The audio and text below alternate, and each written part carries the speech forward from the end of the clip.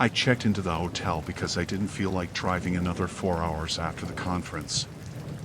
I told myself it was the responsible thing to do, but really, I just wanted one night where no one needed anything from me.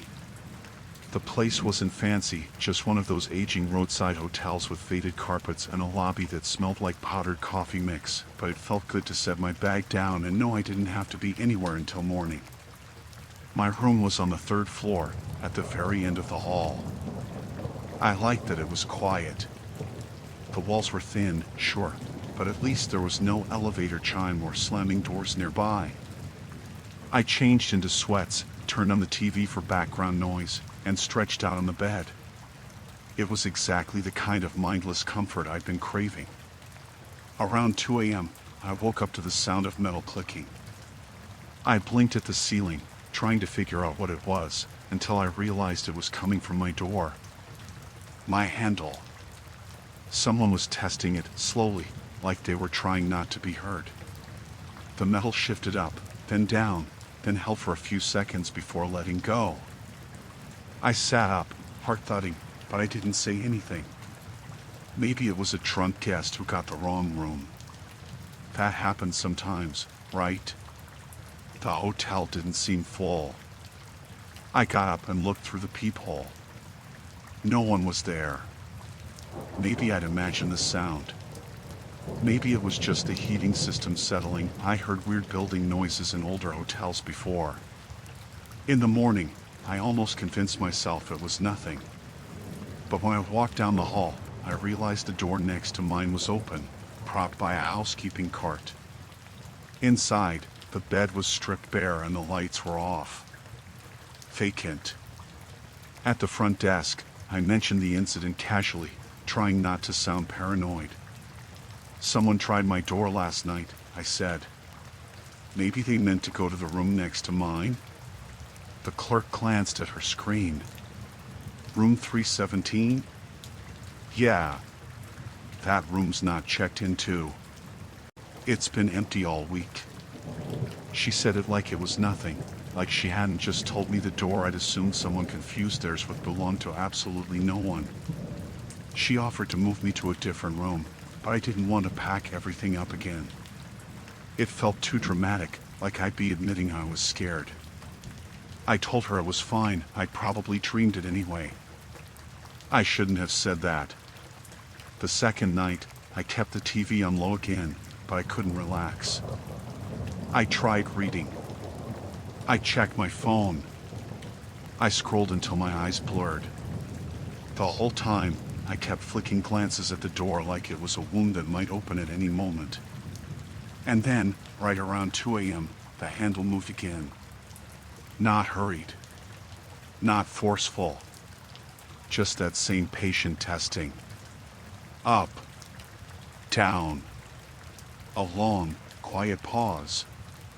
This time, instead of freezing, I stepped off the bed and crouched down, pressing my cheek to the carpet so I could see the gap under the door. The hallway was dark, but something blocked the light from the wall sconces. I could see the outline of feet, bare feet, facing my door. Right up against it. The handle stopped moving. Whoever was standing there stayed absolutely still. I didn't breathe. I felt the hotel room shrinking around me, the air turning thick and stale.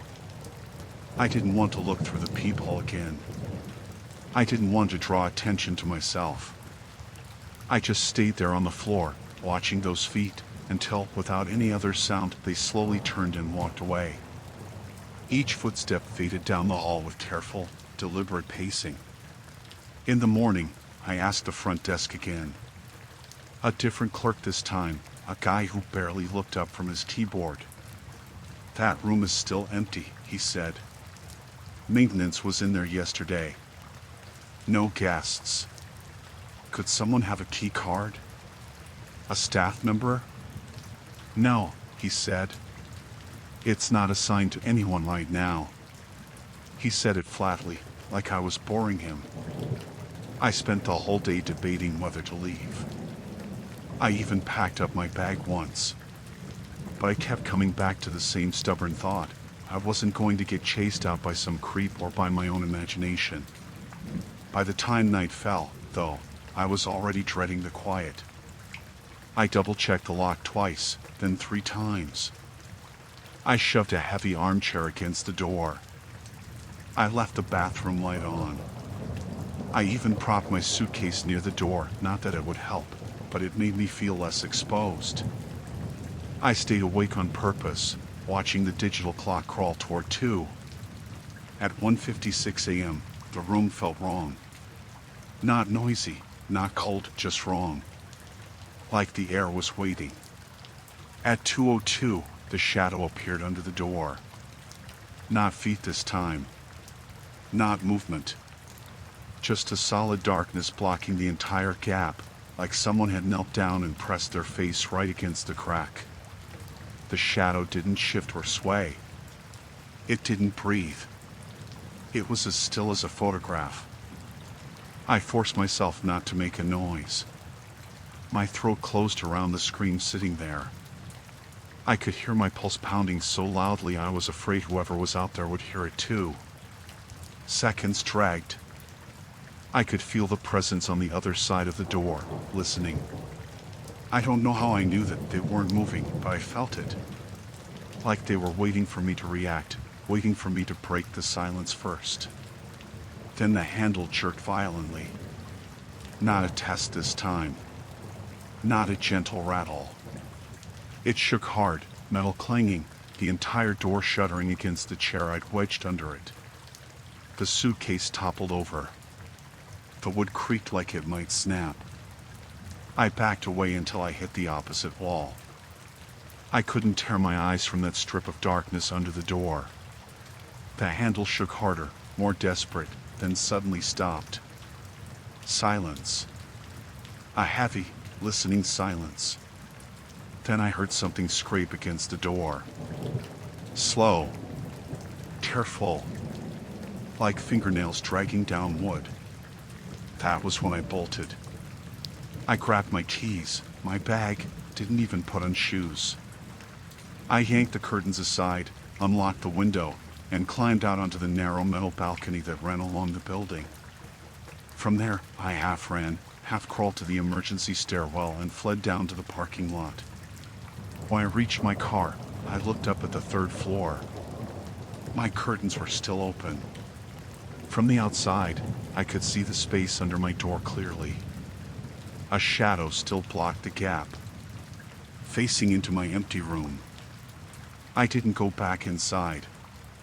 I didn't check out. I drove away barefoot with the interior lights on the whole time, because my hands were shaking too hard to turn them off. Later that afternoon, I called the hotel to tell them what happened, expecting someone to take it seriously now that I was gone. The woman on the phone sounded confused. "Sir," she said, "room 317 isn't just vacant. That entire wing is closed off. No guests have been placed down there for months." I hung up before she could finish. I didn't want to hear anything else. I already knew I'd seen something real. Something that wanted inside my room badly enough to wait for me every night. And I know, without question, that whatever it was had been getting braver.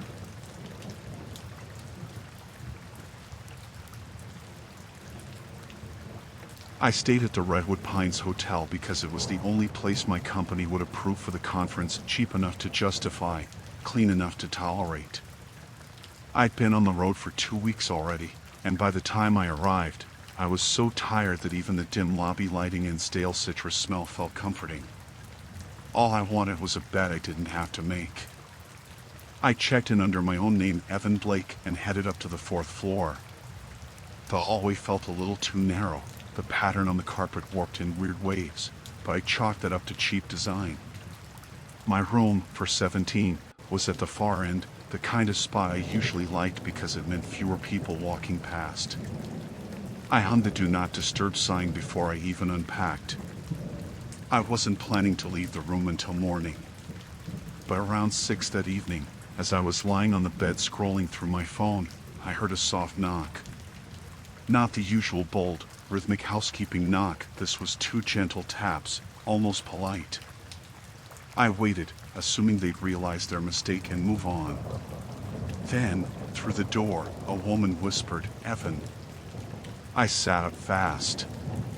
It wasn't a guess or a generic hello, guessed. She whispered my name like she knew me. I forced myself to open the door a crack, chain still on. A housekeeper stood there, holding a stack of towels against her chest. Mid-40s, maybe. Blonde hair pulled back tight, red-rimmed eyes like she'd been crying recently. "Sorry," I said, keeping my voice steady. "I've got the sign up." She blinked and stepped back a little, shifting the towels like they were suddenly heavy. "Of course," she murmured. "I just wanted to see if you needed anything before the night started." Before the night started? I opened the door a little wider to look down the hallway. No cart. No supplies. She wasn't dressed in a proper uniform, just a plain white blouse and gray skirt. But I'd met plenty of underfunded hotel staff who didn't have standardized uniforms, so I didn't want to assume anything. "No, thank you," I said. "I'm good for the night." She nodded, then whispered my name again, barely audible. "Good night, Evan." She walked away slowly, turning the corner so quietly it was like she was gliding. I shut the door, double-checked the lock, and spent the next hour telling myself it wasn't weird. She probably misread the room number. Maybe she saw my name printed on the check-in list. Maybe she was just overworked and tired. But the "Do Not Disturb" sign was still hanging there. The next morning, I mentioned the encounter to the front desk.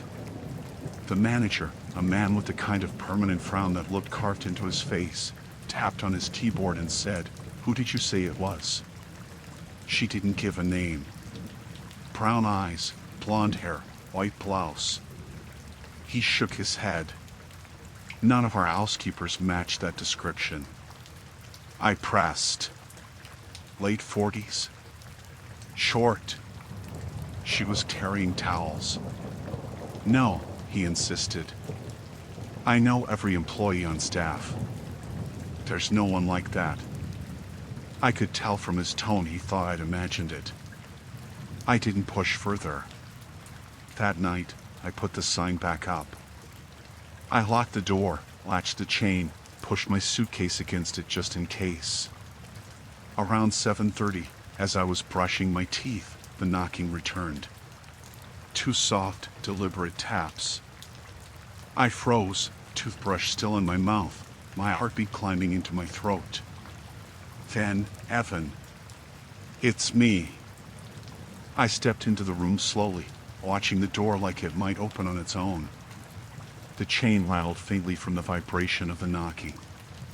"Evan," she whispered, "I know you're in there." I didn't move or speak. And after a few seconds, I heard her footsteps retreat, slow, dragging, like her feet barely lifted off the floor. I called the front desk immediately, but no one answered. The phone rang and rang until it clicked to an automated message saying the desk was temporarily unattended. I barely slept. The third night was the worst. I had been out late at the conference dinner, trying to drink away the nerves. When I made it back to the hotel, the hallway leading to my room felt wrong, air too still, lights too dim. The carpet muffled my footsteps so much that it felt like I was sinking. My "Do Not Disturb" sign lay on the floor, right in front of my door, as if someone had plucked it off deliberately and left it for me to see. My skin crawled. I unlocked the door fast, went inside, and shoved a chair under the handle. I didn't bother changing clothes. I sat fully dressed on the edge of the bed, waiting. At 9:14 p.m., I remember the exact time the knocking started. Not soft this time. Slow, steady taps, each one vibrating the door. Then the whisper, "Evan. Let me in. I need to talk to you." My mouth was dry. I wanted to shout something, "Go away. I'm calling security," anything, but my voice wouldn't come out. She kept talking through the door, her voice so close it was like her lips were pressed right to the wood. You shouldn't have ignored me. I tried to help you. I tried to warn you. My whole body went rigid. Warn me about what? I leaned forward, pressing one ear against the door. Silence. Then, so quiet I almost missed it, he checks in under new names every week. A chill ran from my spine down both arms. There's another guest, she whispered. He watches the men who stay alone. Tonight he picked you. I stumbled back from the door, heart pounding so hard it hurt. I scanned the room, half expecting someone to be hiding in the shadows. I didn't know if she was trying to scare me or if she was the danger herself. None of it made sense. No employee. No record of her. Her whisper came again, more urgent. He's coming now. I ran to the window and shoved it open. A 4-story drop, but below me was a narrow strip of mulch and bushes. Maybe survivable. More survivable than whatever she meant. But then I heard footsteps in the hallway, heavy, deliberate. Not her. Someone else. The housekeeper's voice returned, sharp and panicked. Evan, go. I didn't hesitate. I climbed out, hung from the sill, and dropped. Pain ripped up my ankle when I hit the ground, but adrenaline kept me stumbling forward toward the parking lot. I didn't look up. I didn't look back. I just got into my car and drove until the hotel was nothing but dark trees in my rearview mirror. The cops took my statement the next morning at the hospital. They went to the hotel, questioned the manager, checked security footage. They found something, but it wasn't a woman. It was a man, early 60s, who'd been entering locked floors using a stolen key card. He'd been sneaking into rooms when guests were asleep. He'd apparently followed me on my first night, but the chain had stopped him. He'd been in the hallway the night I escaped. When I asked about the housekeeper, the woman who'd known my name, who'd warned me, the officer shook his head. Security footage only shows one person near your room, and it wasn't a woman. You said she talked to you through the door? Yes. Then I don't know who you heard, he said. Because no one else was there. But I know someone was. Her voice is still burned into my memory, steady, urgent, heartbreakingly familiar. And sometimes, when I pass hotels on the highway at night, I think I hear her again, softly whispering my name, warning me not to go inside.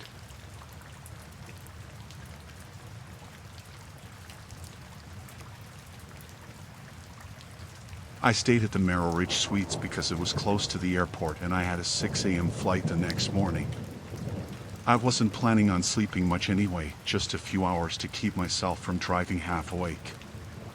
I'd stayed there once before during a long layover, and I remembered it being quiet, forgettable, the kind of place that left no impression at all. That was exactly what I wanted. My room was 228, halfway down the hallway. The carpet was worn thin, the kind of cheap geometric pattern designed to hide stains. The air smelled faintly of chlorine from the indoor pool downstairs. I dropped my backpack, kicked off my shoes, and lay across the bed with my phone on my chest, feeling the day finally drain out of me. I fell asleep without meaning to.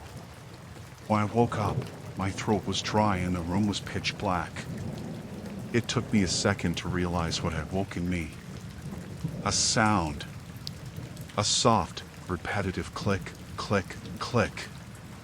It was coming from the door. At first I thought it was part of a dream, that lingering half noise you hear when you wake up too fast. But then it came again, sharper this time. Metal shifting. A small electric beep. Someone was trying to unlock my door with a key card. I sat up fast, heart hammering the inside of my ribs. The digital clock on the nightstand glowed 3 a.m. exactly. I listened, hoping it had been a housekeeping mistake or maybe someone who'd had too much to drink. I waited for the shuffle of embarrassed footsteps, the mumbled apology. Instead, the handle twitched downward. Not a test. Someone was actually trying to get in. I stood up slowly and approached the door, keeping my footsteps silent on the carpet. The handle jiggled again, more forcefully. Whoever it was tried the card once more, beep, and pushed so hard the metal plate clicked in its housing. Something in me snapped from fear to irritation. Maybe if I confronted them, they'd leave. I pulled the chain tight, unlocked the deadbolt, and yanked the door open just enough to see into the hallway. A man stood inches away, mid-50s, hair combed neatly back, suitcase in one hand. His expression was tight with annoyance rather than surprise. "You're in my room," he said before I could speak. "Front desk gave me this key."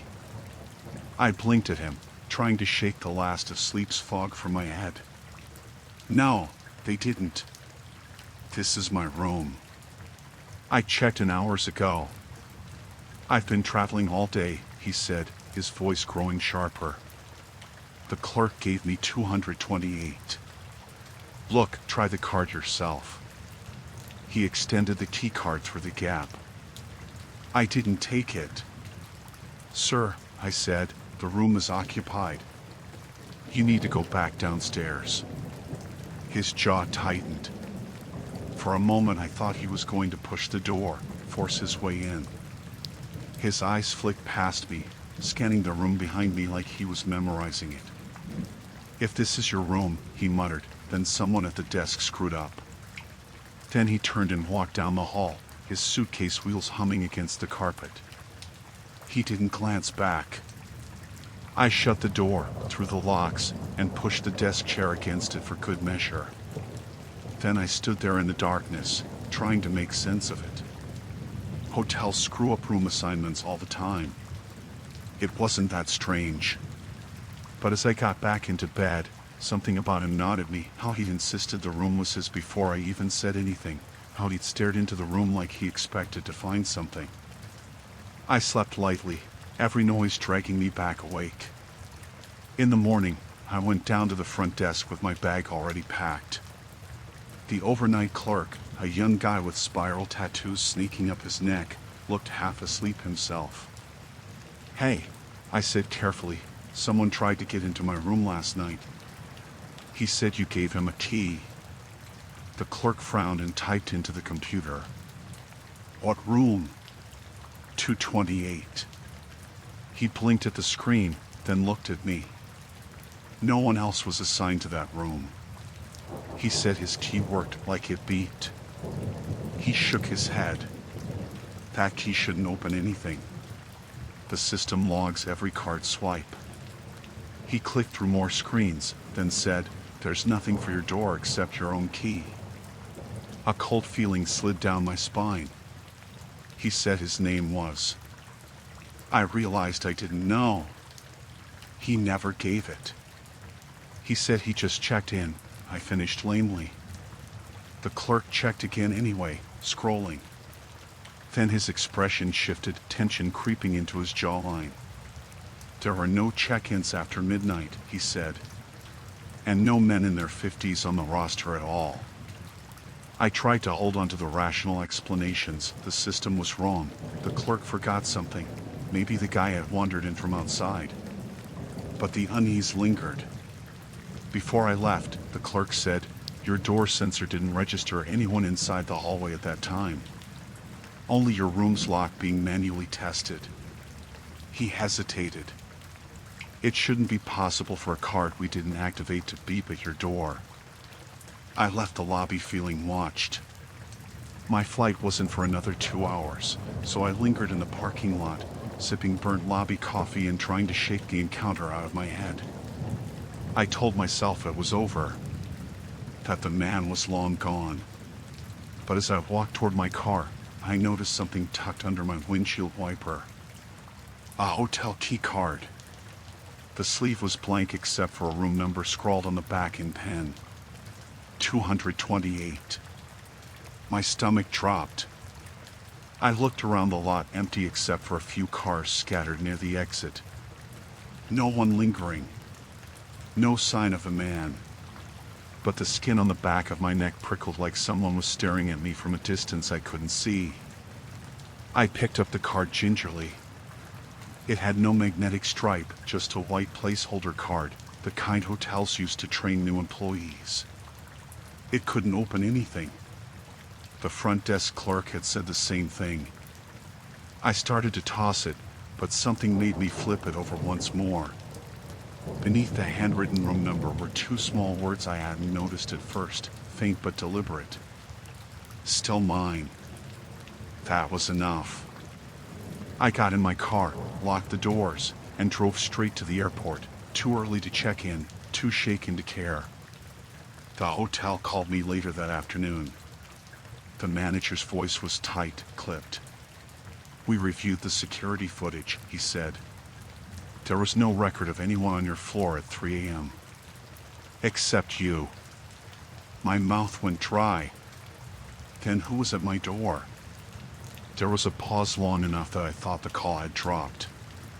Then the manager spoke again, quieter. "We don't know," he said. "But the man you described, you're not the first guest to report him." I thought that would be the end of it. I'd leave the hotel behind like a bad dream, and life would move on. But last week, when I checked into a completely different hotel in a completely different state, the clerk handed me my key card with a smile. "Room 228, she said cheerfully. And I swear I saw a small note scribbled on the sleeve before I ripped it out of her hand. Still mine.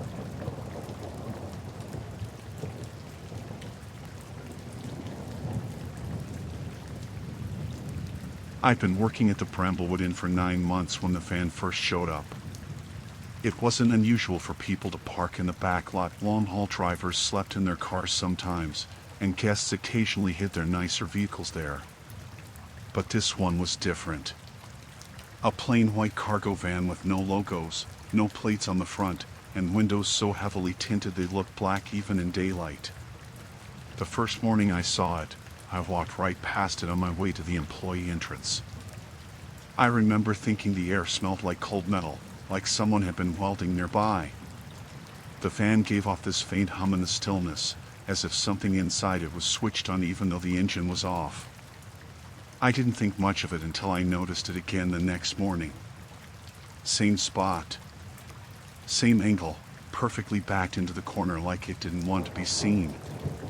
And that time, I noticed something else. When I unlocked the side door and went inside for my shift, I happened to glance back through the glass panel. A figure climbed into the driver's seat. The van pulled out slowly and rolled away, no headlights, disappearing around the building like it was waiting for me to go inside before it moved. I told myself it was a coincidence. Maybe the driver had been sleeping in the front seat. Maybe he'd just woken up at the same time I arrived. I didn't feel paranoid yet, just aware of it. Then it happened again the next morning. And the next. The van never showed up during my shift, just before it. And the driver always left within a minute or two of me entering the building. Every day. The unease crept in slowly, the way cold water rises without you realizing it's already up to your chest. By the following week, I found myself speeding up as I crossed the lot, keys tight in my hand, trying not to stare at the van even though I wanted to know if someone inside was watching me. Once, I thought I saw the silhouette of a head tilt slightly as I walked by. Just a shift of shadow. No clear details, but enough to set my nerves on edge. I considered telling my manager, but what would I say? Someone parks legally and leaves when I do? It sounded ridiculous. Working the front desk of a hotel isn't glamorous. Most nights were just ringing phones, check-ins, and folding those pointless little towel triangles housekeeping insisted on. But after a few weeks of seeing that van every morning, it was like a presence that followed me into the lobby. I could feel it in the back of my mind, the way you feel someone standing behind you even after they've already walked away. I finally convinced myself it was harmless. Just a weird routine overlapping mine. And then I worked a late shift. Someone had called out, so I covered the evening. Instead of leaving at midnight like usual, I got off around 10:15 early enough that the lot was still full, the air still sharp with the smell of the nearby pines. I stepped outside, pulling my jacket tighter, already digging for my keys. That's when I saw him. A man leaned casually against the front of my car, not someone else's, his foot propped on the bumper, his head bent over his phone. He wore a plain dark hoodie, hood up, and cargo pants. His posture was relaxed, like he was waiting for a rideshare or killing time before meeting someone. But he wasn't scrolling anything. His thumb didn't move. The screen wasn't lit. He was pretending. At first I froze, thinking maybe he had the wrong car. But the moment I stepped off the curb, he stood upright in one fluid motion. Not startled. Not confused. Just ready. Working late tonight, he said. His voice was too calm. Too familiar with the situation. Like we'd spoken before and this was just a continuation. I didn't answer. My mouth had gone dry. I stopped a good 10 feet from him. He smiled a little, barely visible under the shadows of his hood. Didn't expect you so early. My heart thudded hard enough to make my vision pulse. Do you need something? I asked, forcing my voice to stay steady. No, he said. Just wanted to meet you properly. Properly. Like what he'd been doing every morning wasn't stalking, just a polite introduction. I took a step back toward the building entrance. He took a step forward. Relax, he said softly. I'm not here to hurt you. I didn't believe him. Not for a second. I raised my voice, hoping someone inside might hear. You need to leave. Now. He tilted his head, studying me. Come on. We've been on the same schedule for weeks. I thought you'd be happy to talk. I felt the blood drain from my face. He'd been watching me. Not just the mornings I'd seen the fan weeks. I took another step back, but my heel hit the curb. He noticed the stumble and his smile widened. That tiny flicker of triumph in his expression snapped something inside me. I bolted for the entrance. I heard him move fast, but adrenaline lent me just enough strength. I shoved the door open, practically flinging myself inside. The night auditor, Carla, jumped at the sound. What happened? She asked. I locked the door behind me, shaking. Call the police. By the time officers arrived, the man was gone. There were footprints in the frost near my car and a small indentation on the hood where he'd been sitting, but no sign of him in the lot. And no white van. The next morning, though, the van was back. Exactly where it always parked. Only this time, it was empty. Police searched it, expecting to find something: tools, weapons, zip ties, anything that explained why a man had been lurking around my workplace for weeks. The inside of the van was bare. Perfectly bare. Just smooth metal walls, no seats, not even a steering wheel column. Nothing that showed it had ever been driven. And yet I had seen it move every morning, rolling away seconds after I walked inside. The officers exchanged looks, then asked if I was sure that was the van. I was sure. I quit the Bramblewood in that afternoon. I didn't give 2 weeks' notice. I didn't go back for my last paycheck. I packed my things from the break room and left without even clocking out. That night, as I loaded the last box into my car, my phone buzzed with a notification from the security app connected to my apartment building. Motion detected near your vehicle. 2 minutes ago. I opened the live feed. A white van sat parked behind my car, angled toward the exit of the complex. It looked exactly the same. Same blank panels. Same dark windows. Except this time, a man stood beside it. Hood up. Hands in his pockets. He looked directly into the camera. And smiled.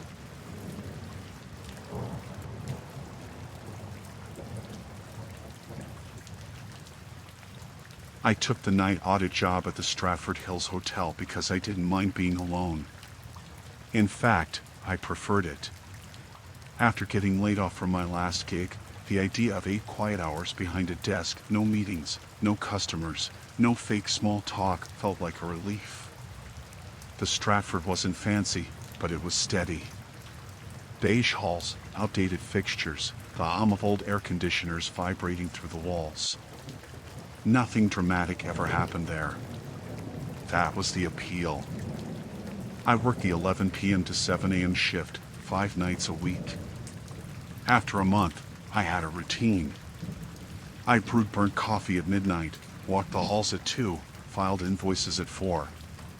The hotel breathed in a slow, predictable rhythm, guests asleep, elevators paused, TVs muted behind closed doors. Even the emptiness felt comforting. The first call happened on a Tuesday, right after midnight. My room phone rang, the landline in the tiny employee sleeping room behind the desk. It startled me because almost no one used it, and I rarely ever went in there except to nap during my break. I picked up. "Night audit," I said, trying to sound alert even though I wasn't. Silence. Not dead silence, though. I heard breathing. Slow. Almost steady. And underneath it, a faint mechanical hum like the airflow that comes from the long hallway vents. "Hello?" I said, sitting up straighter. If this is a prank. Click. The line disconnected. I hung up, annoyed but not panicked. Someone could have misdialed from their room. Or maybe some drunk insomniac wanted company. But when I checked the call log on the front desk computer, the extension wasn't listed. Instead of a room number, it just displayed EXT, like the system didn't know where it came from. Weird. But not enough to worry about. Not yet. The second night, it happened twice. Both times, the same thing. The phone rang softly, almost politely. I answered. Breathing, faint hum, then a click. No words. The second call came during my hall walk at 2 a.m. The phone rang in the empty lobby, echoing off the tile in a way that made my skin crawl. I hurried back and picked it up immediately. Who is this? Same breathing. Same quiet hum. But this time, I heard something else. A faint, rhythmic tapping in the background. Like fingernails brushing the handset. After it hung up, I checked the cameras. Nothing in the halls. Nothing in the stairwells. Nothing in the lobby except me. By the third night, I was jumpy. Every time the phone rang, even when it was a wake-up call request, I felt that same cold spike in my chest. At 3:07 a.m., the unknown extension called again. I wasn't in the employee room this time. I was at the front desk, staring directly at the lobby phone mounted on the wall. And as the room phone rang behind me, the lobby phone stayed completely still. I answered. Stop calling. This isn't funny. The breathing was louder now, raspier, as though whoever was on the other end had pressed the receiver directly against their mouth.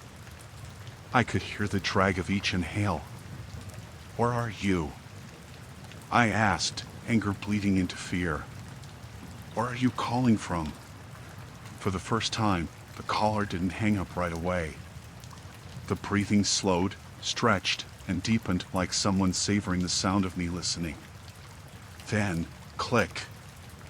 I didn't sleep when my break came. The fourth night, I brought my own phone charger and kept my cell flashlight ready. I told myself I'd answer one more time, but if it happened again after that, I would unplug the phones completely and tell management in the morning. But I never got the chance. Around 12:40 a.m., the fire panel beeped a minor alert from the east stairwell. Nothing serious, but I had to check. I took the master key and walked the hallway. The stairwell door's window was fogged. I wiped it with my sleeve and peered through. No smoke. No alarm. Nothing but concrete steps and darkness. Then my radio crackled. Except I hadn't brought my radio. My chest tightened. Something was making that noise from inside the stairwell. I pushed the door open slowly. A hotel phone sat on the top step. One of the beige lobby desk phones, the kind bolted down with metal brackets. Except this one had been ripped clean from its mount. Plastic cracked. Cord dangling. As if someone had torn it free with their bare hands. The receiver rested on the floor beside it. My blood went cold. I backed out of the stairwell and shut the door. Then I ran back to the front desk. The phone rang the moment I reached it. I stared at it for 3 full rings before picking up. Breathing. Faint hum. And then, under it all, the faint scrape of something dragging across concrete. I slammed the phone down so hard the bell rattled. I pulled up the security footage for the east stairwell, but the feed wouldn't load. The thumbnail was just black. Every other camera worked fine except that one. I switched to the lobby camera out of desperation. And that's when I saw it. Me standing behind the desk, pale and shaking. The phone ringing. My own posture rigid with fear. And behind me, just at the edge of the lobby, barely visible in the frame, a figure. Thin. Too tall. Head bent like they were listening through the wall. Motionless. I spun around in real time. No one there. When I turned back to the monitor, the figure was gone. My vision blurred. My legs felt weak. I grabbed my things and bolted up the employee door into the freezing night. I didn't go back inside to clock out. I didn't turn off the lobby lights.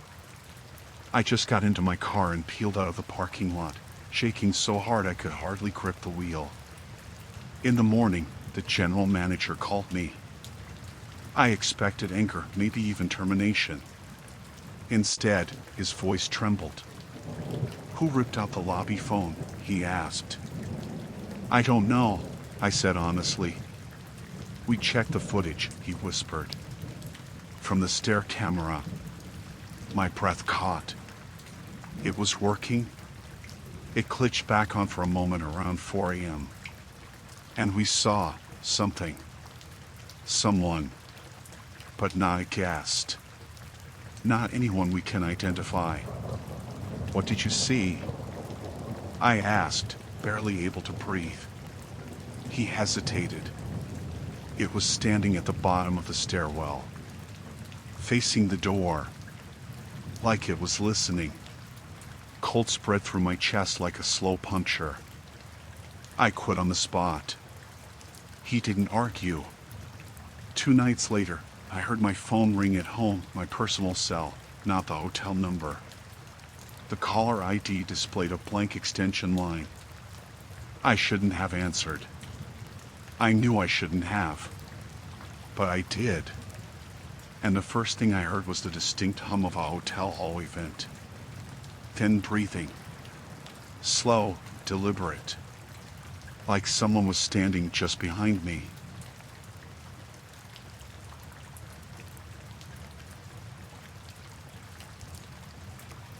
I took the job at the Kingfisher Lodge because I needed something mindless after my breakup, somewhere quiet, somewhere that didn't demand too much of me. The hotel was small, tucked behind a row of pines on the edge of town, and most nights were dead silent except for the hum of the ice machine outside the lobby. Perfect, in other words, for someone who wanted to vanish into routine. Part of my job was monitoring the security feeds. 16 grainy cameras showing hallways, stairwells, parking lots, and the lobby. Usually they showed nothing. A delivery guy. A guest wandering half asleep to the vending machine at 2 a.m. The maintenance guy dragging bins out back. Every shift was the same. Until the man in the brown coat started appearing. The first night I noticed him, he was standing in the second floor hallway at 1:13 a.m., pressed close to the camera. Not moving. Not blinking. His head was tilted upward, his face angled as though he was studying the lens from below. He stood there for maybe 10 minutes before walking away stiffly, like his joints didn't bend quite right. I assumed he was drunk or high. Or lonely. There were a lot of long-term guests at the Kingfisher, people passing through town on business, waiting for apartments, escaping something. I didn't think too hard about it. But then he showed up the next night. Same time. Same posture. Same coat. And the night after that. After a week, it had become routine. I'd check the monitors at 1:10, and there he'd be a few minutes later, materializing like he'd stepped out of a shadow.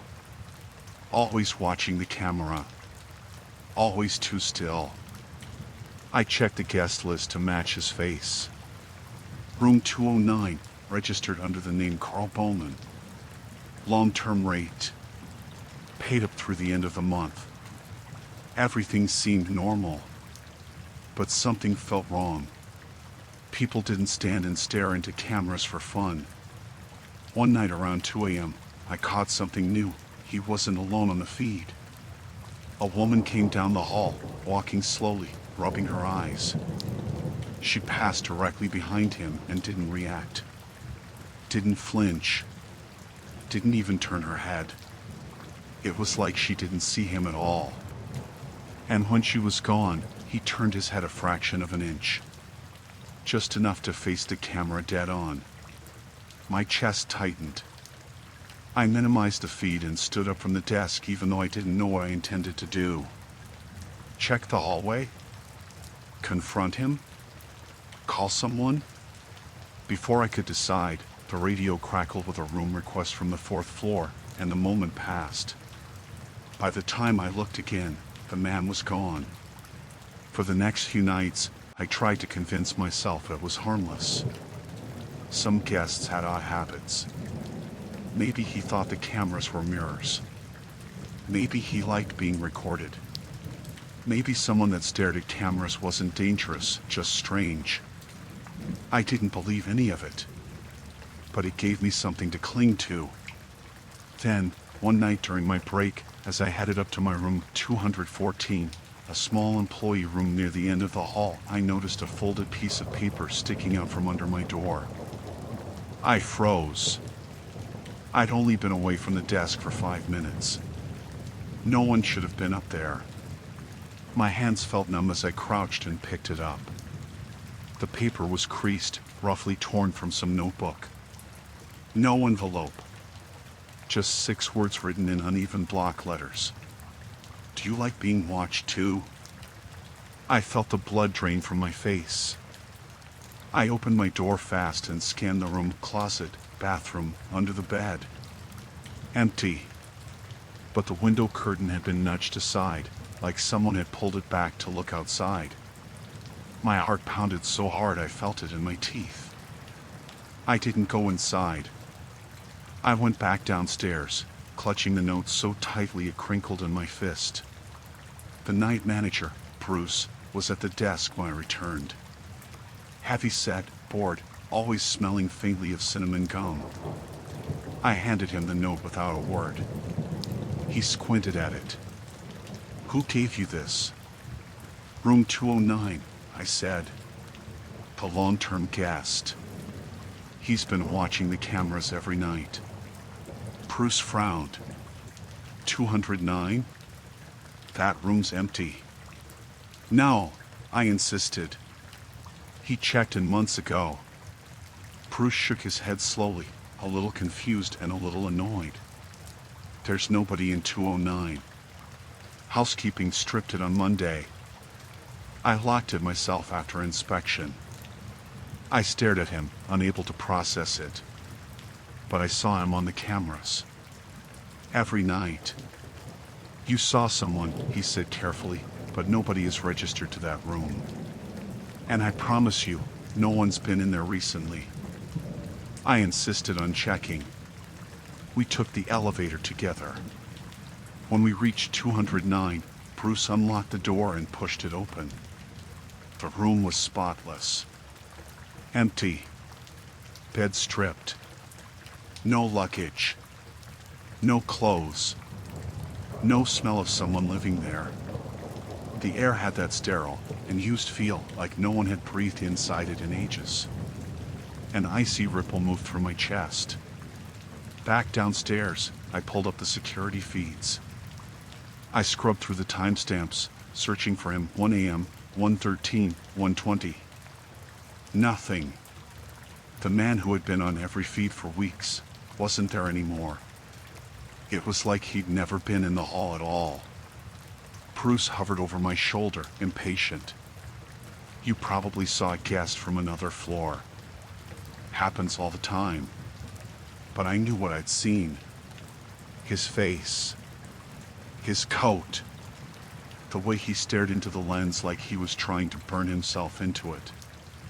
I didn't sleep that day. I lay in my cot staring at the ceiling, replaying every moment. The note. The cameras. The empty room. The woman who walked past him without seeing him. By the time my shift started that night, my nerves were raw. At 12:58 a.m., my room phone rang. Not the lobby phone. Not the work line. My private room line. I picked up with trembling fingers. A voice whispered, "You stopped watching." I dropped the phone. The feed monitor, always set to the lobby by default, flickered, then switched on its own to camera 2, the hallway outside room 209. The hallway was empty. Then, slowly, the image darkened, like something was blocking part of the frame. A figure stepped into view. Not walking. Sliding. Like his feet didn't touch the carpet. The man in the brown coat. He leaned forward into the camera lens until his face filled the frame, gray, hollow-eyed, skin too tight against his skull. His mouth moved in a slow, deliberate curl. A smile. Then he lifted one hand. Something white dangled from his fingers. A folded note. He let it fall. The paper fluttered out of frame. A knock echoed from upstairs. My room. My door. I didn't waste time checking. I ran out of the lobby, out the front doors, into the cold night air. I didn't stop running until I hit my car. As I pulled out of the parking lot, I saw a shape standing in the second floor window, its face pressed against the glass. Watching. Unmoving. Mouth open in a silent grin.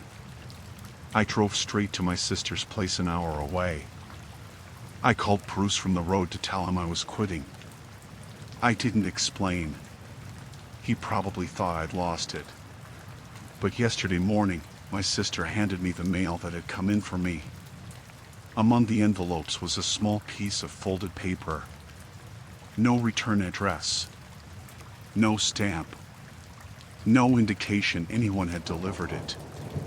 Inside, written in the same jagged block letters, "I like watching you more."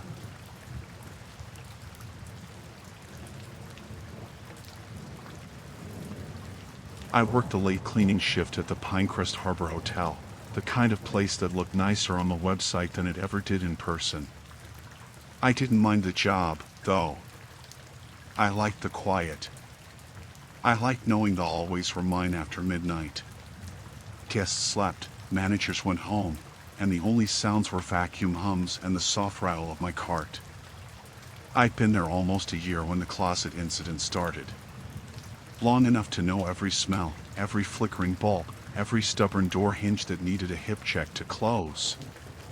Long enough that nothing surprised me anymore. Or so I thought. It was just after 1 a.m. when I heard the first banging. I was on the 3rd floor, mopping the tile near the vending machine, when a heavy, frantic thumping echoed down the hall. It sounded like fists hitting wood fast, panicked, relentless. The sound was coming from the supply closet halfway down the corridor. The closet. The tiny, cramped one that wasn't even big enough for more than one person to stand in, let alone for someone to be thrashing around inside. I froze, my mop dripping onto the floor. The pounding didn't stop. If anything, it grew more desperate. "Hello?" I called. My voice sounded small. The banging stopped immediately. That silence was so sudden it felt wrong, as if someone or something had been startled by my voice. I forced myself to walk toward the door. My keys jingled in my shaking hand. I unlocked the closet and pulled it open. Empty. Completely empty. The only thing inside was an overturned housekeeping cart on its side, one wheel still slowly spinning. The air was still, dusty, the same as always. No one could have been in there. There was physically no space for anyone to hide, and the door had remained locked from the outside the entire time. A chill slid down my spine. I closed the door fast, feeling stupid for being scared but too uneasy to linger. I told myself it had been something else, the pipes in the wall, maybe, or a guest slamming a door farther away. That's what I clung to for the next hour as I cleaned rooms and emptied trash, though the explanation fit about as well as a shirt 3 sizes too small. I avoided the closet on purpose. I walked the long way around the hall. Every time I passed the intersection leading to that door, I felt something tighten in my chest. At 2:07 a.m., I made my second mistake. I walked past it again. I only looked because something moved. The handle. It was turning. Slow at first, then more urgently. Like someone inside was gripping it and twisting back and forth. I could hear the metal scraping faintly. I stood rooted to the floor, my breath caught in my throat. That closet didn't lock from the inside. The handle didn't turn unless someone on my side touched it. And yet it moved, rattling harder now, like someone was trying to force their way out. "Who's in there?" I whispered.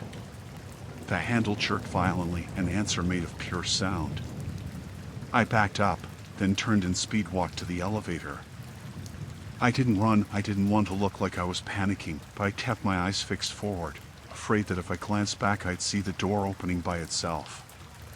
In the lobby, I found Marco, the night auditor, counting the till. "You okay?" he asked. "You look like you saw a ghost." I wanted to laugh at the word ghost, but the truth lodged like a stone in my throat. "Someone's messing around upstairs," I said instead.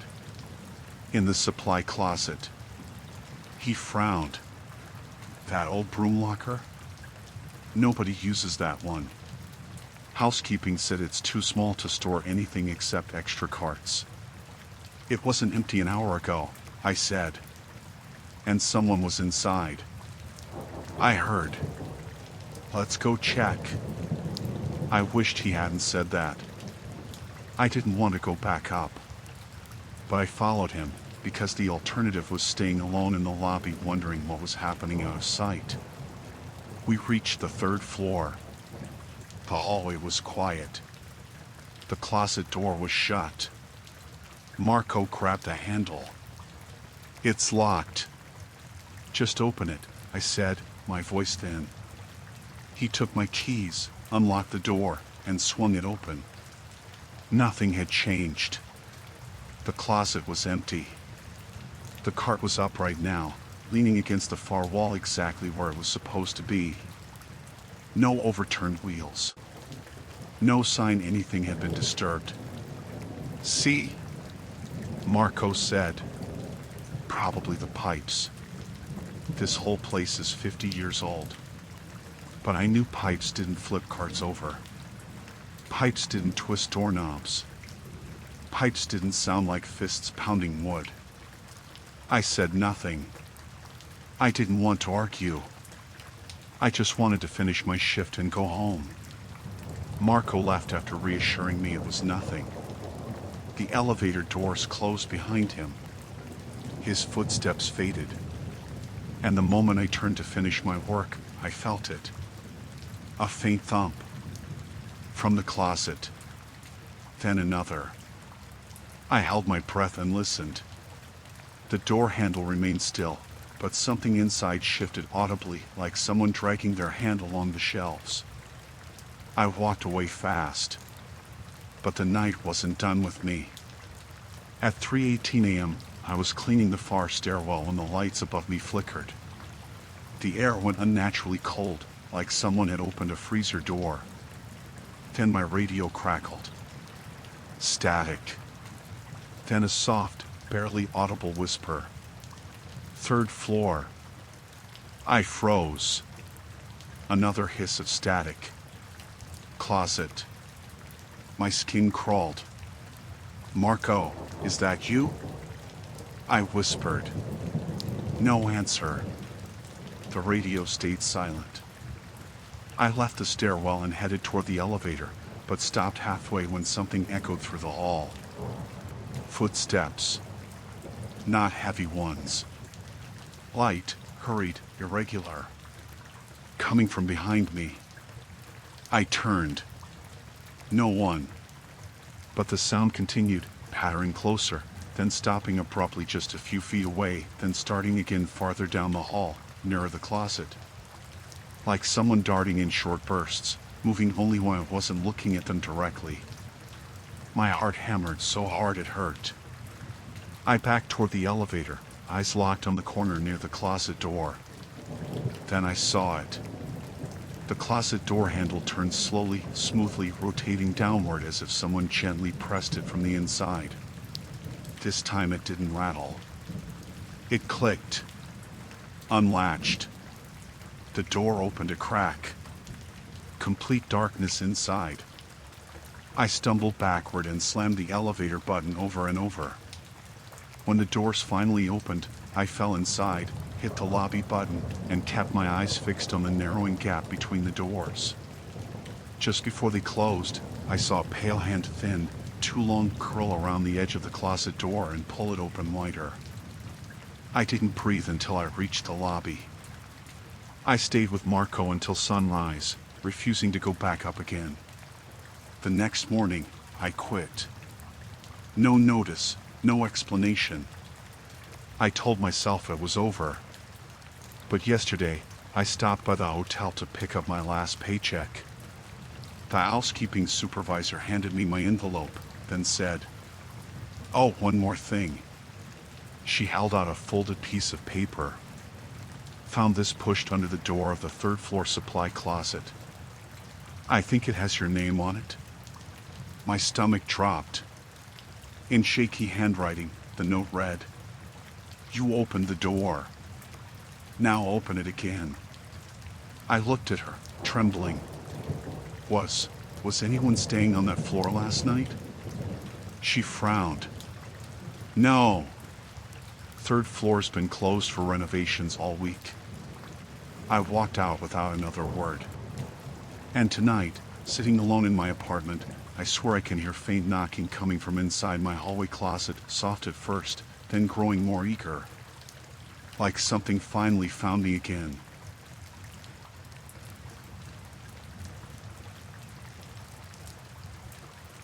I was staying at the Crestline Hotel because my apartment building had a burst pipe and the landlord needed a few days to fix it, which meant anywhere from 3 days to 3 weeks. I didn't mind the temporary setup, king bed, free breakfast, decent Wi-Fi. After a week of showering in my gym and living among paint fumes, the Crestline felt like luxury. By the third night, I'd settled into my routine, dinner from the vending machine downstairs, a long shower, then falling asleep to the dim hum of the air conditioner. The hall outside my room, 412, was quiet every night. The kind of quiet that felt almost padded, like the walls absorbed sound. So when the knocking began, it felt jarringly out of place. It was soft at first.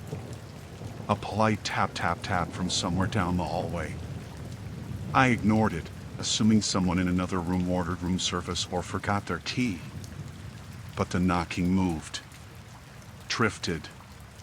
Like the person was going door to door. Tap tap tap.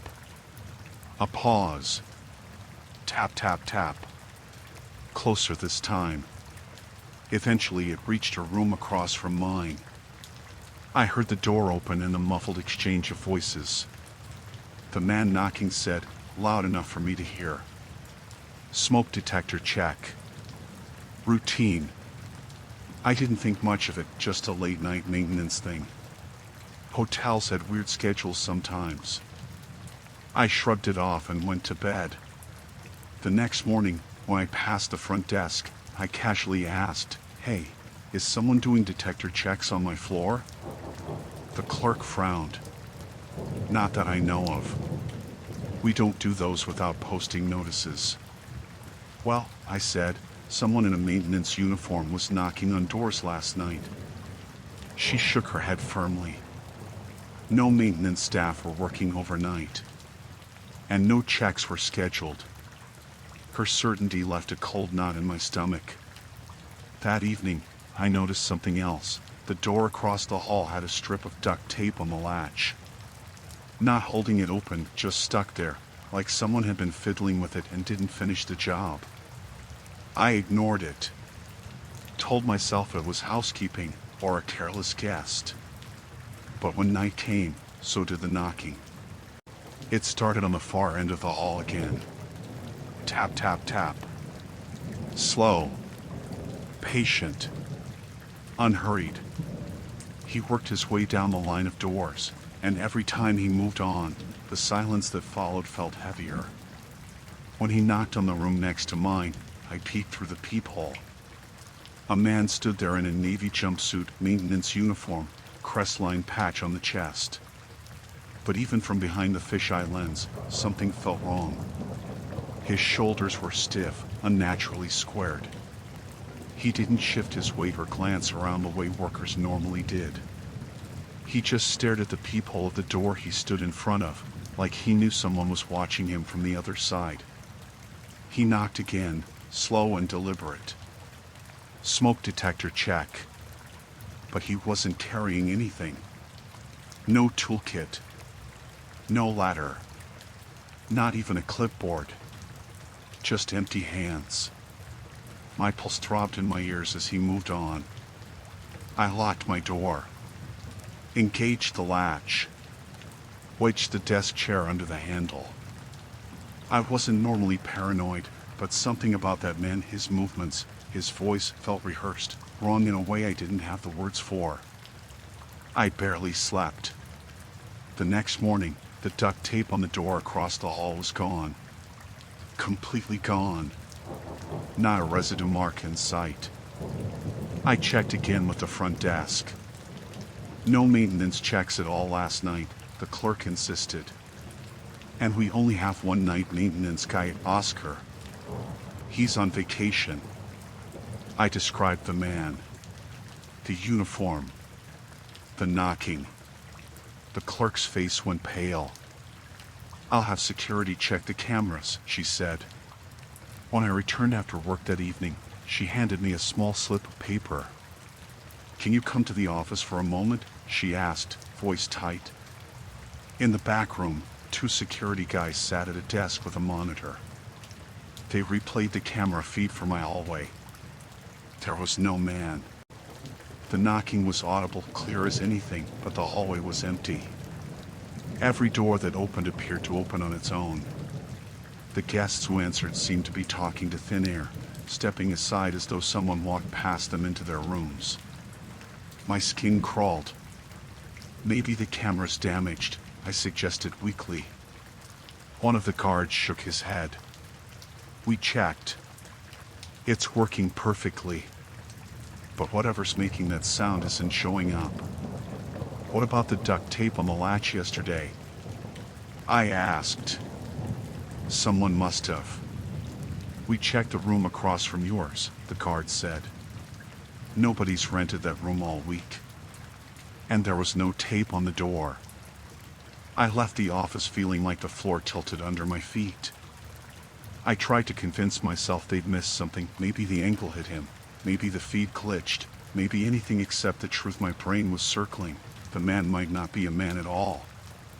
But I still didn't expect him to come for me directly. At 1:47 a.m., I woke to the sound of soft knocking. Not down the hallway. At my door. Tap. Tap. Tap. It was so gentle it almost blended with the hum of the AC. I sat up slowly. My heart hammered against my ribs, loud enough I thought he might hear it through the door. I considered pretending I wasn't there, but he already knew. He had to know. Smoke detector check, he said. His voice was flat. Empty. Like he was reciting the words from memory. I looked through the peephole. He was standing there. Same jumpsuit. Same stiff posture. But no toolkit. No clipboard. This time, he held something else. A single folded piece of duct tape. He lifted it slowly, holding it up to the peephole so I could see the silver surface catching the hallway light. Then he pressed it to my door. Right over the peephole. Darkness swallowed the tiny circle of glass. My breath hitched. The handle jiggled lightly. Testing. Not strong enough to break in, just enough to send a message. He knew I was watching. He'd known all along. I backed away until my shoulders hit the far wall. The chair under the door rattled as he nudged the handle again. Then he moved on. His footsteps were silent, but I knew he'd walked away because the pressure on the handle disappeared. I didn't sleep the rest of the night. I sat awake until dawn, staring at that square of duct tape covering my peephole. When morning came, I packed everything I owned in 20 minutes. As I rolled my suitcase into the hallway, I stopped. The tape on my door was gone. And so was the tape from every other room he'd knocked on. When I reached the elevator, the front desk phone rang. The clerk answered, then glanced over at me. Her face strained. "It's for you," she said, hand shaking slightly as she held out the receiver. I hesitated, then took it. A faint voice crackled through the line. Smoke detector check. I hung up so fast the receiver bounced. I didn't check out. I didn't wait for the elevator. I sprinted down the stairs and out the front doors into the daylight. I drove straight to my landlord's office and begged for my apartment keys back, burst pipe or not. They gave them to me, probably thinking I'd finally snapped. Maybe I had. But last night, when I got home, I saw something that turned my blood cold. Stuck to my apartment door, crooked and slightly wrinkled. A single square of duct tape.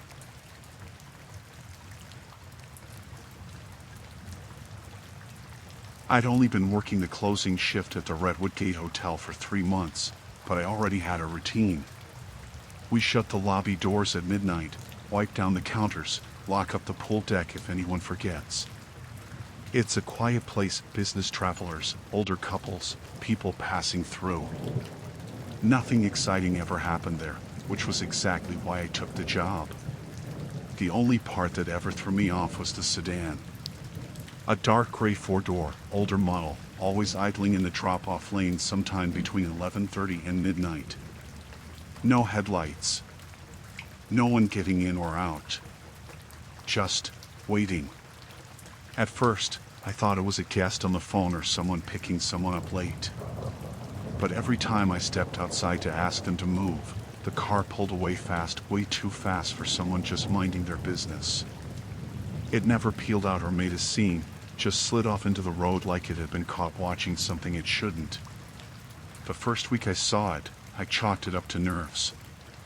I'm not a scared person by nature, but being the only employee awake in a quiet hotel does weird things to your brain. Still, night after night, the same sedan returned. Same behavior. Always gone before I got close enough to see the driver. By the second week, I was convinced it was someone personally messing with me. One night, around 11:45, the sedan crept into the lane again, engine barely audible.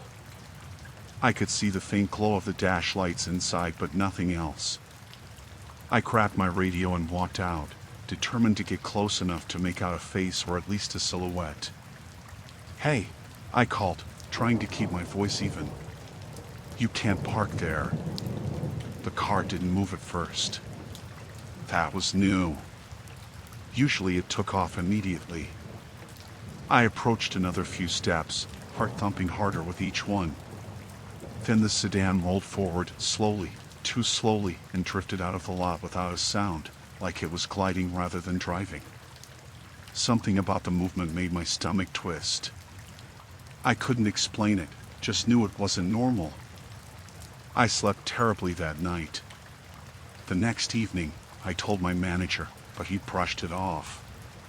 "Probably someone waiting for a ride," he said. "Or a guest who doesn't want to talk to anyone. Happens all the time." I wanted to believe him, but deep down I knew it wasn't that. Because the sedan wasn't acting like it belonged to a guest. It was acting like it belonged to someone watching the hotel. A few nights later, I stepped outside at the usual time, expecting to see it, and when I didn't, I actually relaxed for the first time in days. The air felt lighter. The gravel under my shoes didn't crunch as loudly. I even laughed at myself a little. But when I came back inside, Marco, the night auditor, gestured toward the front windows. "You see that earlier?" he asked. "What?" "That car. The gray one. It pulled up twice before you even came out." A cold spike shot down my spine. So it was watching the building before I even came on break. Things got stranger after that. I'd close up for the night, walk through the dim hallways to make sure everything was secure, and swear I could feel headlights on my back even in places where there were no windows. Sometimes I'd see movement through the glass, just a flicker, like a car passing, but the road outside would be empty. I kept telling myself I was being paranoid. Until the night everything changed. It was a Thursday, slow as anything. By 12:15 a.m., Marco and I were finishing our reports, ready to lock up and leave. We walked out together, making stupid small talk about vending machine snacks. I honestly felt normal again. The parking lot was quiet, only a handful of cars scattered under the yellowish street lamps. Marco waved and headed to his truck, leaving me to cross toward my own car, a beat-up hatchback near the back of the lot. I noticed the sedan immediately. It was parked directly behind my car. Not next to it. Behind it. Close enough that if I'd backed up without looking, I would have hit it. No headlights. No interior lights. Just sitting there, engine silent for once. My heart dropped into my stomach. "Marco?"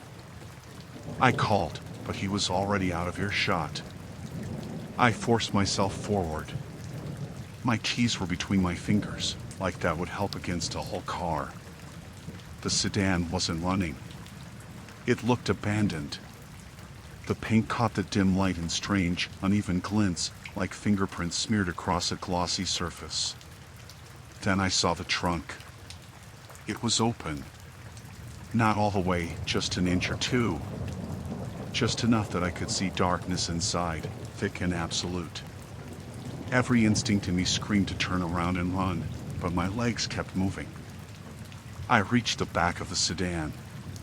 My hand shook as I reached toward the trunk lid. Something moved inside. I didn't see it, I felt it. A shift of weight. A subtle thud. Like someone adjusting their position very carefully. I stumbled backwards so fast I almost fell. "Hey!" A voice shouted behind me. "Marco!" He jogged over, concern on his face. "What's going on?" I pointed at the trunk, unable to form words. He grabbed the lid and threw it open. Empty. Completely empty. No bags. No blankets. No spare tire. Just a hollow metal shell. How is that possible? I whispered. Marco frowned. Probably kids messing around. "Come on, I'll walk you to your car." He reached for the trunk lid to close it, and the sedan's engine roared to life. Both of us jumped. The light stayed off, but the engine idled rough and heavy, shaking the whole frame. Marco took a step back. "What the hell?" The trunk slammed shut on its own. The locks clicked. The car shifted into drive. "Move!" Marco yelled. We dashed away just as the sedan lurched forward, tires screeching across the asphalt. It shot out of the lot, turned sharply onto the main road, and vanished into the night. Marco and I stood there, panting, staring at the empty entrance. Neither of us said a word for a long time. The next morning, we reviewed the security footage. I expected to see everything clearly, the sedan backing in, parking behind my car, trunk popping open. But the feed showed nothing. No car. No trunk. No engine starting. No movement at all. Just an empty parking lot. Management told us we were tired, mistaken, stressed. They implied we were making it up. Marco quit that weekend. I would have too, but I needed the money. I shouldn't have stayed. 2 nights ago, I left my shift as usual. The lot was quiet. My car sat alone beneath a flickering light. And there, on the ground behind my bumper, was a single object. A set of car keys. Attached to a key fob for a gray sedan. The trunk button was worn smooth. And when I picked it up, the fob buzzed faintly in my hand like something inside the car it belonged to had just awakened.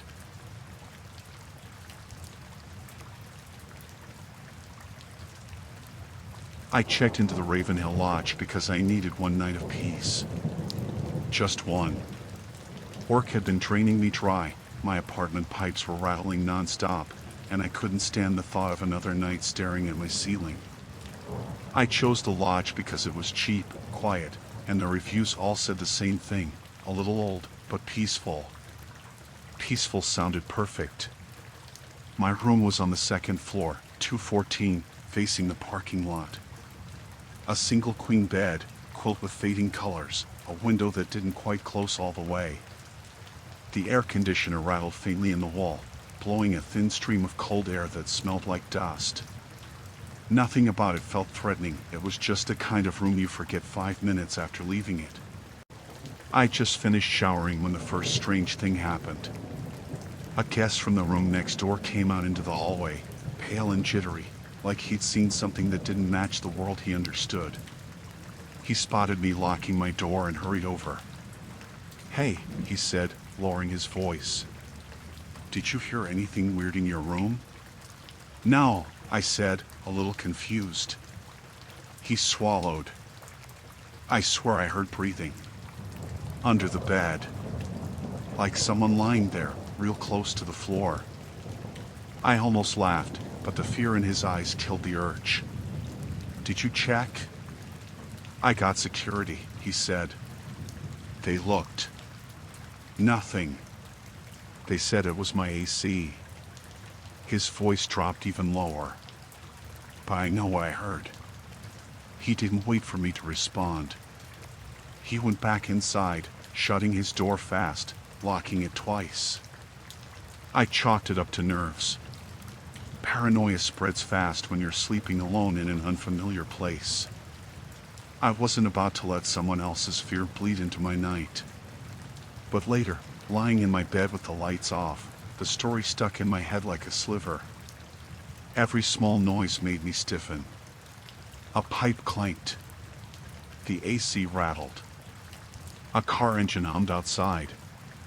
Normal hotel sounds, all of them, but once the thought of someone breathing under a bed gets planted in your mind, your brain starts filling in the silence with things that aren't there. Around 1:30 a.m., I dropped my key card. It slid off the nightstand and skidded across the floor, landing halfway under the bed. The room was dim, lit only by the glow of the TV on mute, and the underside of the bed looked like a black mouth, too dark, too deep. I didn't retrieve the card right away. I told myself I'd grab it in the morning.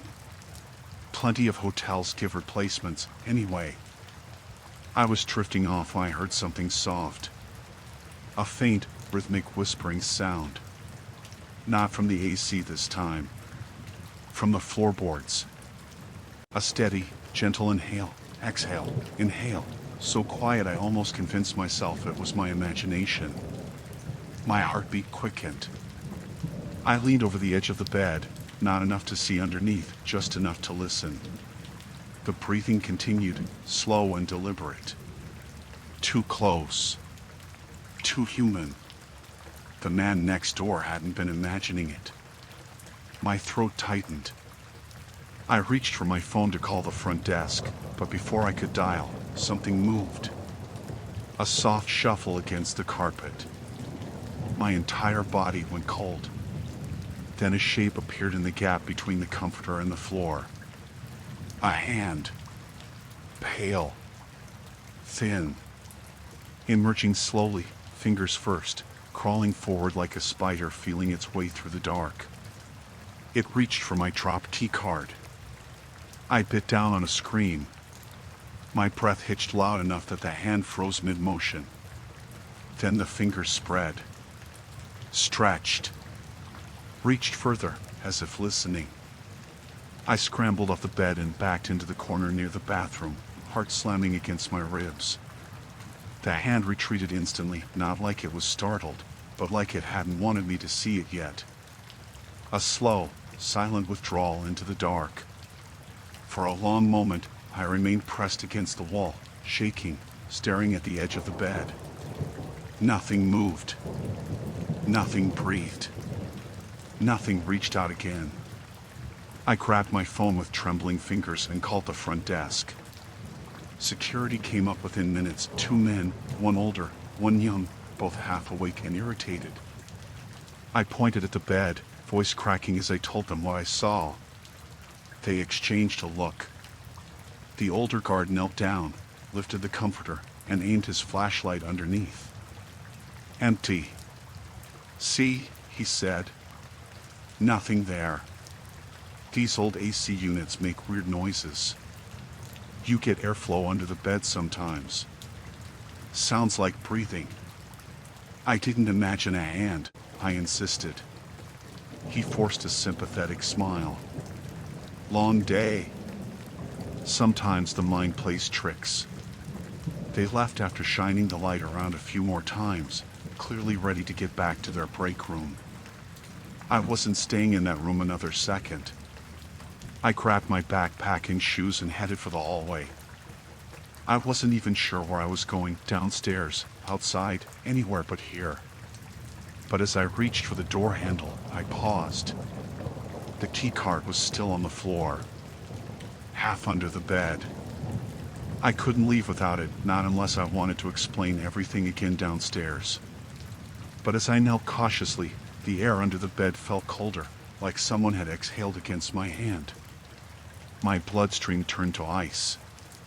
Still, I reached. My fingertips brushed the card. Something touched me.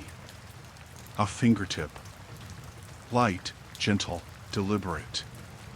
It dragged over my knuckle in a slow tracing motion, like someone memorizing the shape of my hand. I ripped my arm back, nearly falling over myself. My pulse was a painful roar in my ears. I bolted for the door, yanking it open so fast it slammed into the wall. The hallway was empty. I didn't look back as I ran down the hall, down the stairs, through the lobby, past the startled night clerk who shouted after me. Outside, the cold air burned my lungs. I got in my car, locked the doors, and didn't stop driving until the hotel was a speck in my rearview mirror. In the morning, when I returned with the manager to retrieve my luggage, he tried to reassure me. No one else reported anything, he said. Security checked the room again. Nothing there.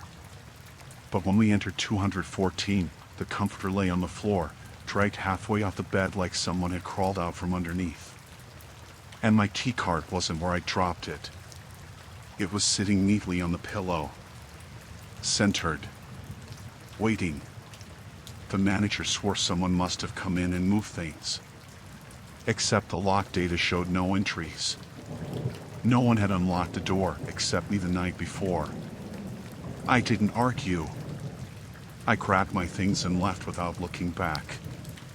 I haven't slept in a hotel since. And sometimes, in the middle of the night when my room is quiet and still, I swear I hear it again. That soft, patient breathing coming from somewhere I can't see.